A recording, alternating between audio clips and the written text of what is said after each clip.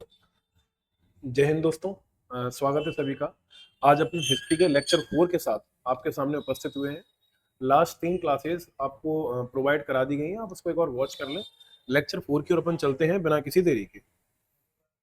देखिए, last class में हमने जाना था लास्ट क्लास में हमने जाना था कि हड़प्पा सभ्यता के कुछ बेसिक फैक्ट्स जाने थे अपन ने, कि जैसे उनकी शुरुआत कैसे हुई, उनका शुरुआती जीवन क्या था, उनकी प्रमुख फसल कैसी थी, और वो क्या मतलब पहनते थे, और जो भी बहुत बेसिक बेसिक सी बातें हैं वो अपन ने जानी थी। आज की क्लास में अपन जानेंगे कि जो इंडस वैली सिविलाइजेशन थी, इंडस वैली जो सिविलाइजेशन थी, वो दरअसल में सिंधु नदी के इर्द गिर्द बसा करती थी। तो यहाँ पे अपनी एक नदी बहती है जिसका नाम है सिंधु नदी, है ना। एक सेकंड, मैं इसकी थोड़ी सी क्या है बैकग्राउंड चेंज कर लेता हूँ, जिससे मुझे क्या है कंफर्टेबल रहता है थोड़ा। हम्म हम्म, ठीक है, ये सही। तो यहाँ पर एक ग्लेशियर है, इसका नाम है चिम यांगडुंग ग्लेशियर। मैंने पिछली क्लास में आपको उसका नाम भी लिखा था और बताया था, ठीक है। तो अब एक बार पिछली क्लास को विजिट कर लेंगे। चिम यांग डुंग ग्लेशियर, ग्लेशियर, ठीक है। यहां से एक रिवर फ्लो करती है और इस रिवर का नाम है इंडस रिवर, इंडस।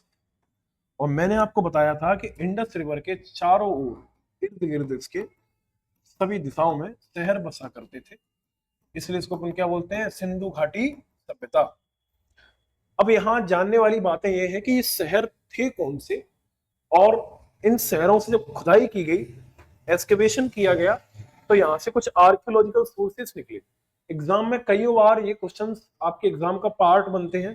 तो अपन जानेंगे कि इसकी खुदाई में कौन कौन से स्रोत निकले। जैसे अपन बात करें, कांसी की एक नर्तकी निकली, स्टेचू टाइप की, मोहनजोदाड़ो से निकली। हड़प्पा की बात करें, हड़प्पा से ग्रेनरीज मिली है, अन्नागार मिले हैं, अन्न रखने की जो कोष होते हैं, जो इमारतें टाइप होती है, वो मिली है। मोहनजोदाड़ो से एक हमें पब्लिक बाथ मिला है, जहां लोग बाग धार्मिक कार्यों के अनुष्ठानों के लिए स्नान करते थे। चन्हूदड़ो की बात करें तो यहाँ से एक बिल्ली का पीछा करते हुए कुत्ते के साक्ष्य मिले हैं। लोथल की बात करें तो बंदरगाह के साक्ष्य मिले हैं। तो अदर अलग अलग जगह से कई प्रकार के साक्ष्य मिले हैं खुदाई में। तो एग्जाम में क्वेश्चंस करते हैं ऐसे कि बिल्ली का पीछा करते हुए कुत्ते के जो पदचिन्ह मिले हैं, है ना, the footprint of dog following a cat, कहां से मिले हैं। तो ऑप्शन में आपको दे देंगे हड़प्पा, मोहनजोदड़ो, कालीबंगा, और आपको लिख देंगे चन्हूदड़ो। तो आपको टिक करना होगा। तो अपन जानते हैं कि कहां कहां से क्या क्या चीजें मिली हैं।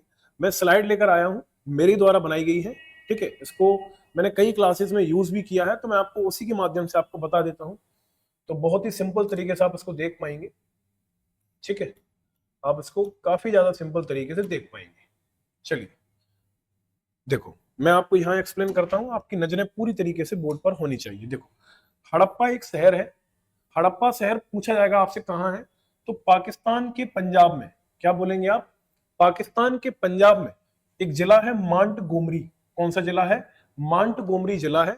और पाकिस्तान के पंजाब के मांट गोमरी जिले में रावी नदी के तट पर, कौन सी नदी? रावी नदी। अगर एग्जाम में क्वेश्चन का पार्ट बनेगा कि हड़प्पा में कौन सी रिवर है, तो रावी नदी। और रावी नदी जो कि इंडस की एक ट्रिब्यूटरी है, उसकी सहायक नदी है। तो रावी नदी, जिला मांट गोमरी।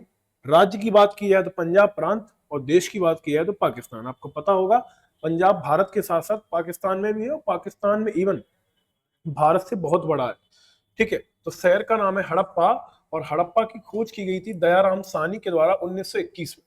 अब आपको ये समझने वाली बात है यहाँ से मिला क्या क्या है। तो देखो, मनुष्य के शरीर के बलुआ पत्थर की बनी हुई मूर्तियां, अन्नागार, बैलगाड़ी, और सबसे फेमस चीज आप याद रखेंगे, R37 कब्रिस्तान। क्या मिला हुआ है? R37 कब्रिस्तान। एक कब्रिस्तान मिला हुआ है जहां पर लगातार 33 कंकाल तंत्र दबे हुए होने के साक्ष्य मिलते हैं।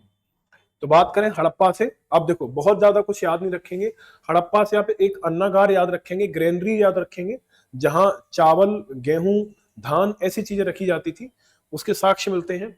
बैलगाड़ी बहुत पूछी जाती है, बुलक कार्ट।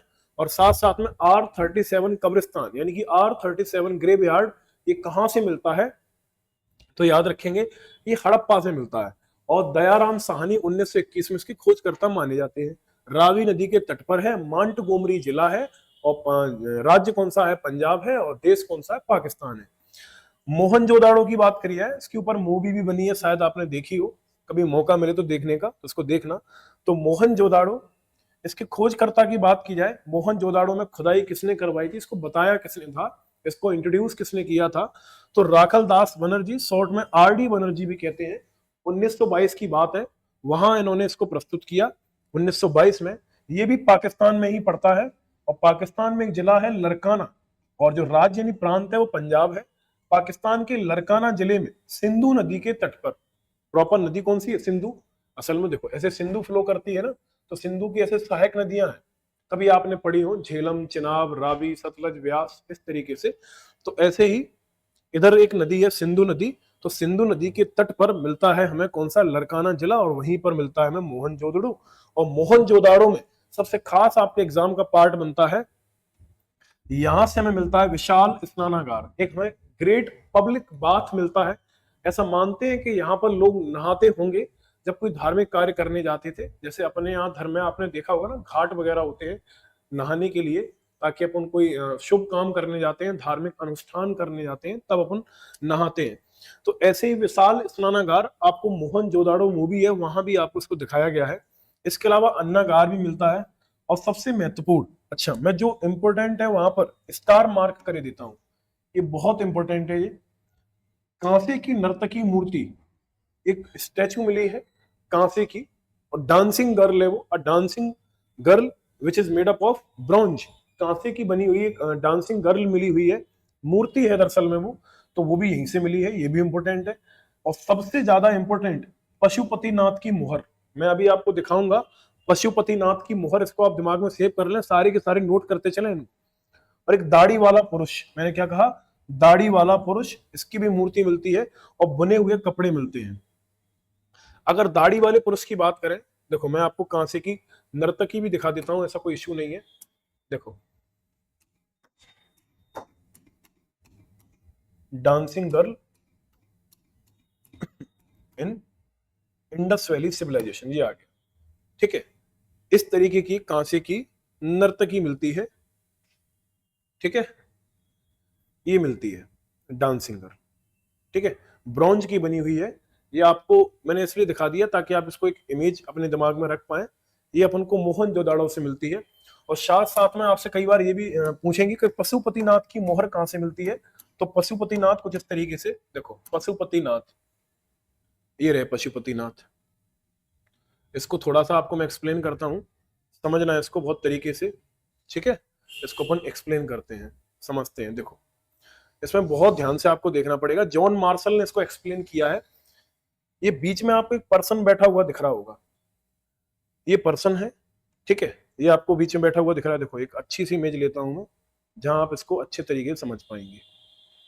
देखो ये सील ऐसी कटी हुई मिलती है, ठीक है, यहां पर इस तरीके से ये पर्सन बैठा हुआ है सामने, ये ध्यान मुद्रा में है, ठीक है। बगल से देखो टाइगर बना हुआ है, 3 सींग बने हुए हैं, यहाँ भैंसे के भैंसा भी बना हुआ है ना, गैंडा भी बना हुआ है, नीचे हिरन बने हुए हैं। तो इसको पशुपतिनाथ की मोहर कहते हैं। जो सामने बैठे हैं, ये जॉन मार्शल का कहना है, ये आदि शिव है, कह सकते हैं अपन भगवान शंकर का ही एक रूप है, ऐसा एक कहना है, एक आइडियोलॉजी है। सच्चाई कितनी इस बारे में कोई नहीं जानता, बट ये मोहर मिलती है, पशुपतिनाथ की मोहर कहते हैं इसे।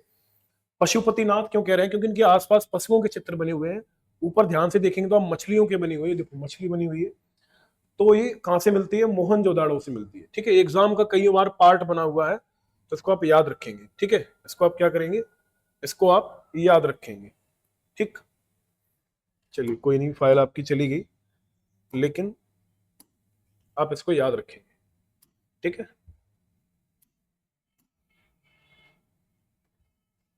ठीक है। तो पशुपतिनाथ, पब्लिक बात पूछा जाए, डांसिंग गर्ल पूछा जाए, तो ये सारी की सारी चीज यहां से मिलती हैं, ठीक है। और देखें आप बने हुए कपड़े, ये भी एग्जाम में कई बार पूछे गए हैं। चलिए अपन आगे चलते हैं। अगर अगले तथ्य की ओर बात करें अपन, तो देखो ध्यान से देखना आप सारी चीजें। आपसे पूछा जाएगा सुतकांगी डोर में, अच्छा सुतकांगी डोर ये भी एक पाकिस्तान में मिलता है, एक स्थल है हड़प्पा का, बलूचिस्तान नाम की जगह पर। और यहाँ पर जो नदी है वो दाश्क नदी है, दाश्क नदी। और सुत्तांगी डोर की खोज किसने की थी? तो स्टीन ने की थी 1929 में। देखो, आपको हड़प्पा और मोहनजोदड़ो की खोजकर्ता याद रखने हैं, दयाराम साहनी और राखलदास बनर्जी। इसके याद करने की कोई आवश्यकता नहीं है, ठीक है। मैं ऐसा क्रॉस तो नहीं लगाऊंगा, लेकिन आप इतना याद रखें कि इसको याद रखने की कोई आवश्यकता नहीं है, ठीक है। इनको याद रखेंगे आप, चन्हूदड़ो के याद रखेंगे, एनजी मजूमदार 1931। आमरी के भी याद नहीं रखेंगे, एनजी मजूमदार।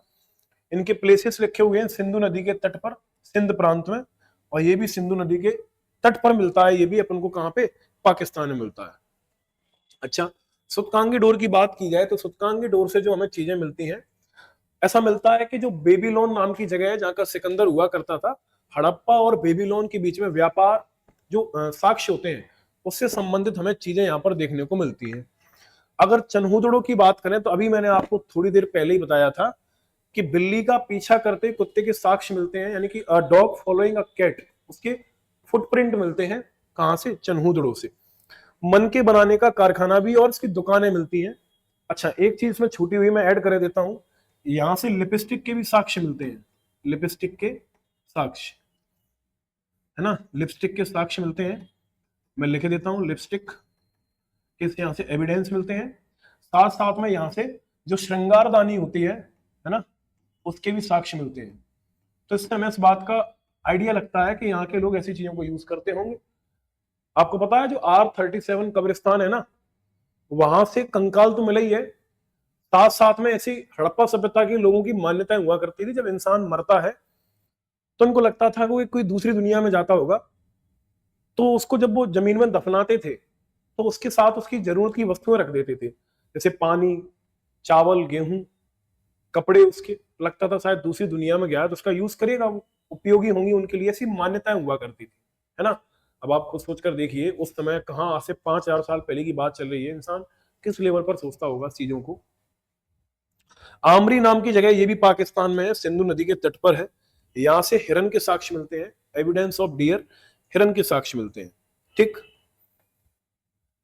आगे चले अपन, कालीबंगा। कालीबंगा शब्द का शाब्दिक अर्थ क्या होता है? कई बार एग्जाम में पूछा गया है। इसका मतलब होता है काली चूड़ियां, इसका मतलब होता है चूड़ियां। ये राजस्थान में एक जगह है, कहां पे है? राजस्थान में, ठीक है। अमलानंद घोष के द्वारा इसकी खोज की गई। राजस्थान में घग्गर नदी के किनारे बसा हुआ एक शहर है कालीबंगा। लिखा भी होगा यहां से। अग्नि वेदिकाएं मिलती हैं, फायर अल्टर्स कहते हैं इनको। ऊंट की हड्डियां मिलती हैं, वही राजस्थान, स्वाभाविक सी बात है, ऊंट की हड्डी तो मिलेंगी। और लकड़ी का हल मिलता है यहां से, ये एविडेंस मिलते हैं, ठीक है, लकड़ी का हल। लोथल, लोथल गुजरात में बसा हुआ एक शहर है, भूगवा नदी के तट पर बना हुआ है। आर राव ने इसकी डिस्कवरी की है। लोथल से क्वेश्चंस बहुत ज्यादा बनते हैं। चावल की भूसी मिलती है यहाँ से, हस्क कहते हैं जिसको अपन, हस्क ऑफ पैडी, या इसको पैडी चावल कह सकते हैं, धान चावल, उसकी भूसी मिलती है, फूसी या भूसी। मानव निर्मित बंदरगाह मिलता है, पोर्ट। कई बार एग्जाम का पार्ट बना है कि बंदरगाह के साक्ष्य कहां से मिलते हैं, तो लोथल से मिलते हैं। संभवतः यहाँ के लोग व्यापार करते थे, बाहर अफगानिस्तान से अपने व्यापार चलते थे, ईरान से व्यापार होता था, तो लोथल चूंकि गुजरात में है, तट के सारे लगा हुआ है, अरब सागर, तो व्यापार होता हुआ। शतरंज के खेल के कुछ साक्ष्य मिले हैं, तो संभवतः इसका शतरंज का खेल खेलते होंगे, चेस का। सुरकोटदा अगला शहर है गुजरात में, ठीक है। जगपत जोशी ने इसकी खोज की है। घोड़े की हड्डियां, अच्छा यहाँ लिख तो दिया है, लेकिन आपको एक बात बता देते हैं, हड़प्पा सभ्यता के लोग घोड़ों का प्रयोग नहीं करते थे। सुनेंगे बहुत ध्यान से, हड़प्पा सभ्यता के लोग घोड़ों का प्रयोग नहीं करते थे। आपको बता दें, इसके बाद अगला टॉपिक अपना होगा वैदिक सभ्यता, जिसमें मैं आपको बताऊंगा कि भारत में आर्यों का आगमन होता है। उत्तर भारत के दरअसल में जो भी अपन पॉपुलेशन है उसको आर्य मानते हैं इतिहासकार, क्योंकि सेंट्रल एशिया से आए थे। ऐसा मानते हैं कि आर्य घोड़ों पर बैठकर आए थे, तब इंडिया की पब्लिक को पहली बार घोड़ों से इंट्रोड्यूस कराया गया। अभी तक अपन घोड़े नहीं जानते थे, लेकिन जो खोजकर्ता हैं, कुछ आर्कियोलॉजिस्ट हैं, वो ये कहते हैं कि सुरकोटदा और एक जगह मैं आपको पढ़ाऊंगा सुतकांगीडूर, यहां से घोड़े की हड्डियों के संदिग्ध साक्ष्य मिलते हैं, यानी कि सस्पेक्टेड है। आज तक ये क्लियर नहीं हो पाए कि वास्तविकता में घोड़े की हड्डियां हैं या किसी और की, लेकिन एग्जाम का पार्ट बन सकते हैं घोड़े की हड्डियों के साक्ष्य कहां से, तो सुरकोटदा से। लेकिन मैं आपको फिर से बताता हूं, ये संदिग्ध साक्ष्य हैं, इसके बारे में कोई एक अच्छा ठोस एविडेंस नहीं है। ठीक, तो याद रखेंगे इसको आप। मन के मतलब होता है मोती। क्या होता है? मोती, जिसको पर्ल कहते हैं अपन। अच्छा, बनावली की बात करें तो बनावली के जो खोज करता है वो RF विस्ट है। ईयर याद नहीं रखेंगे बिल्कुल भी आप। ठीक है, हरियाणा में एक जगह है हिसार, हिसार जिले में स्थित है ये। और यहां से भी मन की जौ, हड़प्पा पूर्व और हड़प्पा संस्कृतियों के साक्ष्य मिलते हैं। तो ऐसा कुछ खास यहाँ से आपसे पूछने वाले नहीं है। बस इतना जरूर पूछेंगे कि जो हरियाणा में जो हिसार नाम का जिला है, वहां से कौन सा हड़प्पा स्थल मिलता है? तो बनावली मिलता है। अच्छा, आपको एक बात और बता दे रहे, हड़प्पा की सबसे ज्यादा जो साइट्स हैं वो पाकिस्तान में है। क्योंकि हड़प्पा सभ्यता की जो मैच्योर फेज हुआ करती थी, उस समय उसके जितने विकसित शहर थे ना, वो सब ज्यादातर पाकिस्तान में आपको देखने को मिलेंगे। धौलावीरा की बात करें, ये गुजरात के कच्छ में स्थित है। ठीक है, कच्छ एक जिला है गुजरात का, और वहां पर इसकी खोज की थी RF विस्ट ने 1985 में। यहां से जल निकासी प्रबंधन और जल कुंड के साक्ष्य मिलते हैं। अच्छा, मैं आपको एक बहुत इंटरेस्टिंग बात बताता हूं। हड़प्पा सभ्यता के जो लोग हुआ करते थे ना, इनके जो घर होते थे, इनके ये घर है, ये मान लिया ये घर है, आप देख के सोच के चलिए उस जमाने में इंसान इतने वेल डिसिप्लिन तरीके से कैसे रह सकता है। ये इनके घर हुआ करते थे, और यहाँ इनके घर के चारों ओर से सड़कें निकलती थी, ये सड़कें होती थी। और ये सड़कें एक एक दूसरे को 90 डिग्री के एंगल पर कट करती थी। अब ऐसे पैटर्न को ग्रिड पैटर्न कहते हैं। क्या कहते हैं इसको? Grid pattern. यानी कि यहां पर आप सड़कों को ध्यान से देखें तो समकोण बना रही है, राइट एंगल बना रही है, तो 90 डिग्री पर एक दूसरे को काट रही है। तो हम कह सकते हैं कि हड़प्पा सभ्यता के लोगों की जो टाउन प्लानिंग है, जो यहाँ का नगरीय व्यवस्था है, वो कितनी अच्छी हो सकती है कि सड़कें इस तरीके से बनाई गई हैं। और यहाँ सबसे ध्यान देने वाली बात यह है कि हड़प्पा सभ्यता के जो घर होते थे ना, इनके जो मेन डोर होते थे, दरवाजे, ये दरवाजे कभी भी जो मेन सड़क होती थी उस पर नहीं खुलते थे, पीछे वाली सड़क पे खुलते थे। मैं ये कहना चाहता हूं आपसे, जैसे किसी का घर बना हुआ है, घर की एक साइड से मेन सड़क जाती थी और साइड से छोटी मोटी गलियां होती थी। जैसे आप मान सकते हैं समझने के लिए, कोई एक बड़ी रोड, हाईवे समझ लो इसको, विलेज रोड समझ लो इसको, लेकिन शायद ये हाईवे तो नहीं है, लेकिन आप इनको बड़ी सड़कें मान लें। तो हड़प्पा सभ्यता के लोग क्या करते थे, घर कुछ इस तरीके से बनाते थे कि ये अपने जो दरवाजे होते थे ना, ये दरवाजे कभी भी मेन सड़क की ओर नहीं रखते थे, ये दरवाजे हमेशा पीछे की ओर रखते थे। कहां रखते थे? पीछे की ओर। पीछे की ओर रखने से फायदा क्या है?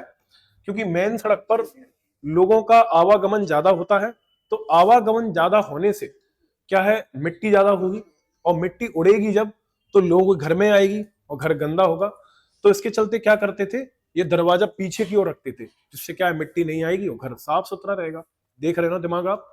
अच्छा, इनके आसपास से नालियां भी निकलती थी घर के बगल से, पानी का ड्रेनेज पैटर्न अच्छा था। ये इस तरीके से नाली हुआ करती थी। अब मैं एक आपको ड्रेनेज पैटर्न का सिस्टम बताता हूँ, पूरा सीवेज सिस्टम समझो आप इनका। इनका सीवेज सिस्टम कैसा था, ये मान लिया एक सीवेज लाइन है, नाली है, और ये जा रही है। अब ये लोग क्या करते थे, इस नाली को बड़ी नाली से कनेक्ट करते थे, और कनेक्ट करने के लिए यहाँ बीच में एक बड़ा सा एक गड्ढा बनाते थे गहरा। क्योंकि जो भी सॉलिड वेस्टेज होंगे ना, जो ठोस पदार्थ होंगे, जो मलबा होगा ना इस गंदे पानी का, वो जब इस गड्ढे से निकलेगा तो चूंकि इसी गड्ढे में भर जाएगा, तो जो पानी होगा वो ऊपर रहेगा। इससे क्या है, गड्ढे को साफ करके और फिर पूरी नाली को साफ करने की आवश्यकता नहीं पड़ेगी, है ना। तो दिमाग आप सोचकर देखो, पानी बह रहा है गंदा, इस जब गड्ढे से निकलेगा तो जो भी सॉलिड वेस्टेज होगा उसमें भर जाएगा, और पानी पानी ऊपर से होता हुआ फिर निकल जाएगा। जब सफाई करनी होगी तो इस गड्ढे की सफाई कर दो। और ये नालियां जितनी थी ना, इसको लकड़ी के ताबूत से ढककर रखते थे, ताकि देखने में भद्दा ना लगे, ऑकवर्ड ना लगे। तो उनको लकड़ियों के ताबूत से, लकड़ियों के कट्ठे होते थे, उससे ढककर रखते थे। ये इनकी टाउन प्लानिंग थी, इतनी शानदार, है ना। जो उच्च वर्ग के लोग होते थे वो सीटाडेल में रहते थे, इनको अपन कह सकते हैं महलों में रहते थे, ऊंचे हिस्से में रहते थे, और निम्न वर्ग के लोग एक प्लेन एरिया में रहते थे। तो अपन आगे देखें इसमें। अच्छा, जो मैंने आपको लिस्ट प्रोवाइड करी है ना, ये सफिशियंट है आपके लिए।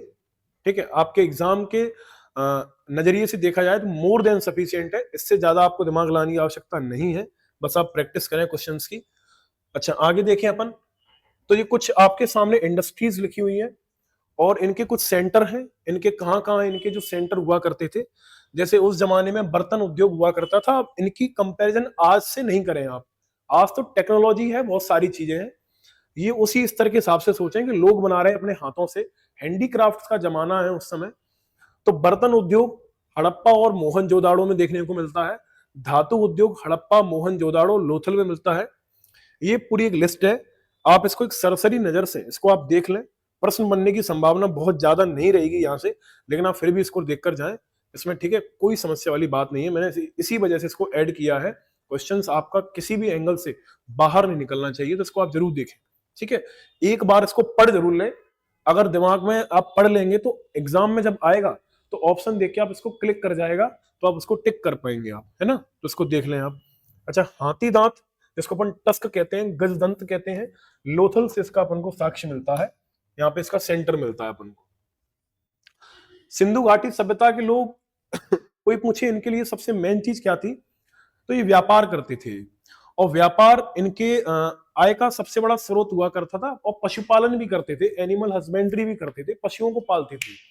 लेकिन व्यापार भी इनके जीवन का एक बहुत बड़ा हिस्सा था, कमर्शियल रूप से बहुत ज्यादा सक्षम हुआ करते थे। तो व्यापार करने के लिए अन्य देशों से इनके संबंध अच्छे हुआ करते थे। जैसे सोना की बात करें, गोल्ड, गोल्ड का व्यापार करते थे अफगानिस्तान, फारस, भारत में कर्नाटक नामक स्थान से। कर्नाटक सबको पता है भारत का एक राज्य है। अफगानिस्तान, फारस जिसको आप आज की डेट में ईरान कहते हैं, क्या कहते हैं, ईरान। तो ईरान से ये लोग व्यापार करते थे गोल्ड का। और चूंकि साउथ इंडिया में उतनी कनेक्टिविटी अच्छी नहीं थी, Harappan civilisation almost north India और पाकिस्तान के इलाके में हुआ करती थी, तो साउथ इंडिया में कनेक्टिविटी उतनी अच्छी नहीं थी, तो एक ऐसा समझ लो उनको लगता था ये कोई विदेश है। तो यहां से कर्नाटक से अपन क्या मंगाते थे, गोल्ड मंगाते थे, है ना, व्यापार करते थे। और कर्नाटक में तो जानी मानी खान है, आपको पता है, माइन है यहाँ पे, KGF मूवी भी बन चुकी है, कोलार गोल्ड फील्ड, बहुत पुरानी है ना, यहाँ से व्यापार करते थे। चांदी की बात की जाए तो चांदी ईरान से, अफगानिस्तान से और मेसोपोटामिया से। मैंने आपको बताया था मेसोपोटामिया सभ्यता हुआ करती थी, दजला फरात नदियों के किनारे बसी हुई, तो वहां से चांदी या सिल्वर का व्यापार करते थे। तांबे की बात की जाए तो तांबा आज भी जीके में क्वेश्चंस में पूछे जाते हैं कि राजस्थान की कौन सी खदान सबसे फेमस है तांबे के लिए, तो खेतड़ी नामक जो जगह है, यहाँ से तांबा।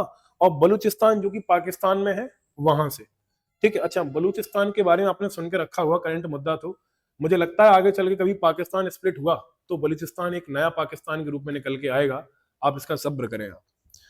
अच्छा, टिन की बात की जाए तो टिन ईरान से, है ना, और अफगानिस्तान से ट्रेड करते थे।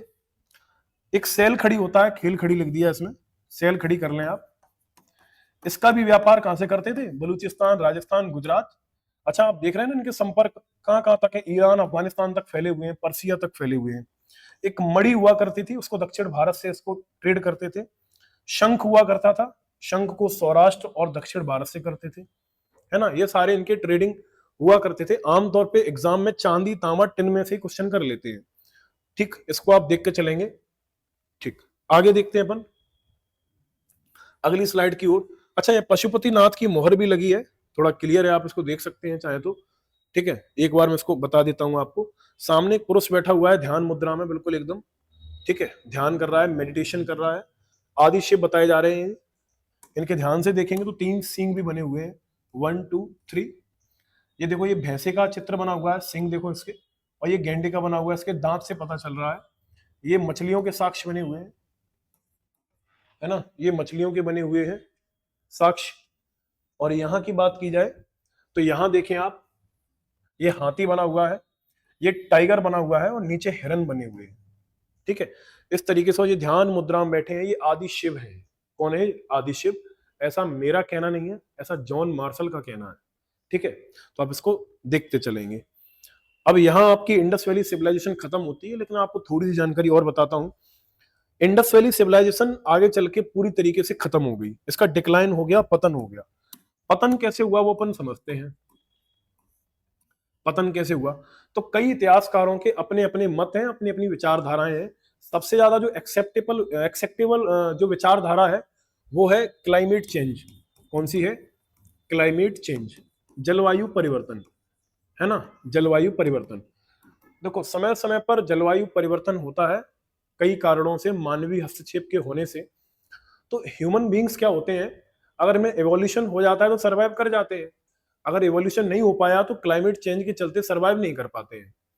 तो सरवाइव नहीं कर पाए, टेम्परेचर बढ़ा या घटा होगा, जिसके चलते वहां की जो पब्लिक थी वो सरवाइव नहीं कर पाई और धीरे धीरे करके वो समाप्त हो गई। ऐसा कहना है किसका, आरएल स्टाइन का, याद रखेंगे, आरएल स्टाइन, ये जाने माने इतिहासकार हैं, उनका कहना है। ठीक है। और कुछ इतिहासकारों का कहना है कि बाढ़ यानी फ्लड से, बाढ़ से सिंधु नदी में अचानक बहुत तेज बाढ़ आ गई, तो बाढ़ आने से आसपास क्षेत्रों में पानी भरा, पानी भरने से भूमि बंजर हुई, और बंजर होने से खाने के लिए फसलें और सारी सारी व्यवस्थाएं खराब हुई, तो लोग भुखमरी के कारण अन्य समस्याओं को फेस करते हुए अपनी जान गंवा बैठे। तो बाढ़ भी एक कारण बताया जाता है, ऐसा कहना है जॉन मार्शल का। किसका कहना है, जॉन मार्शल का। और एक और है इतिहासकार मैके, कौन है, मैके। अब बात गहरी है, बहुत ध्यान से सुनेंगे। एग्जाम में अगर ऐसा पूछा जाता है कि हड़प्पा सभ्यता के पतन का सबसे उपयुक्त कारण क्या है, सबसे वैलिड रीजन क्या है, तो आपका आंसर होना चाहिए जलवायु परिवर्तन या क्लाइमेट चेंज। ठीक है, इससे ऊपर आपको कुछ भी दिमाग नहीं लगाना है, ये सबसे बड़ा कारण है। ठीक, अगली क्लास में हम पढ़ेंगे वैदिक सिविलाइजेशन के बारे में, और एक बढ़िया डिटेल लेक्चर लेके आएंगे आपके लिए। इंडस वैली सिविलाइजेशन बहुत सफिशियंट है, इससे ज्यादा बिल्कुल दिमाग नहीं लगाना है। ठीक है, तो अपन वेट करते हैं हिस्ट्री के लेक्चर 5 का, जो कि आपको कल मिलेगा। इसी के साथ आज की क्लास को फिनिश करते हैं। जय हिंद, जय भारत।